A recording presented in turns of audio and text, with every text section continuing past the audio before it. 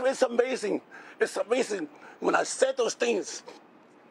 When I said those damn things, when I went back home, I got so many death threats. I got so many death threats. I was sitting there protecting everything. And I believed in North Korea. And when I went home, I couldn't even go home. I couldn't even go home. I had to hide out for 30 days. I couldn't even go home. But I kept my head up high, brother. I knew things were going to change. I knew it. I was the only one. I never had no one to hear me. I didn't know one had to see me.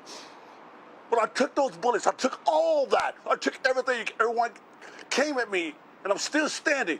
And today is a great day for everybody. Singapore, Tokyo, China, everything. It's a great day.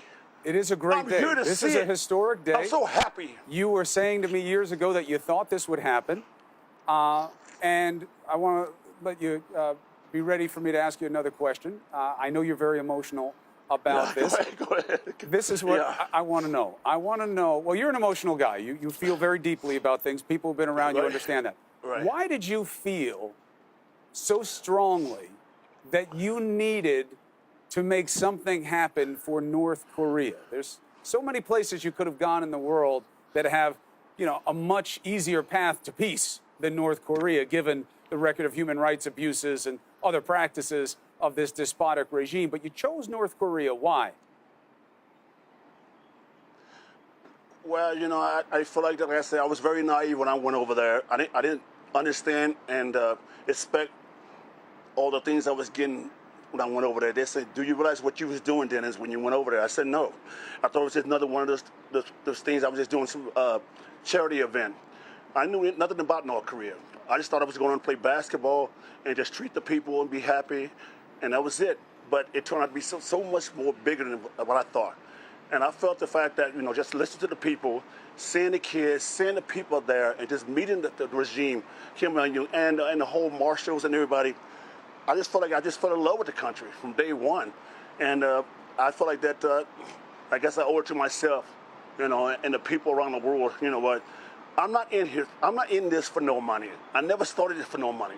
This is not about Dennis Rodman being the greatest person in the world to lead these two people together. It has nothing to do with that. I just wanted to see it get done so we all can live good together. Well, here's the first day. No more hatred. Here's the first day. Let's see where it goes. Let me ask you something. You talk about speaking with Kim Jong-un. Does he understand or speak English? And one thing about him, though, I always say about him, he's more like a big kid, even though he's small. He's more like a big kid, but he loves to have a good time. And I was saying last night or this morning that he was going around taking selfies and stuff like that.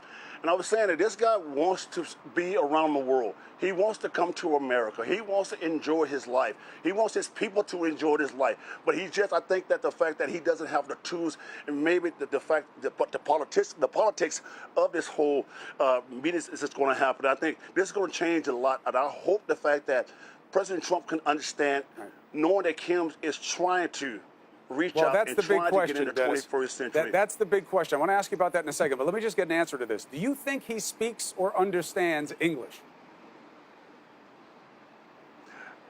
Well, I think he understands bits and pieces. If you talk about basketball, yes, he understands that.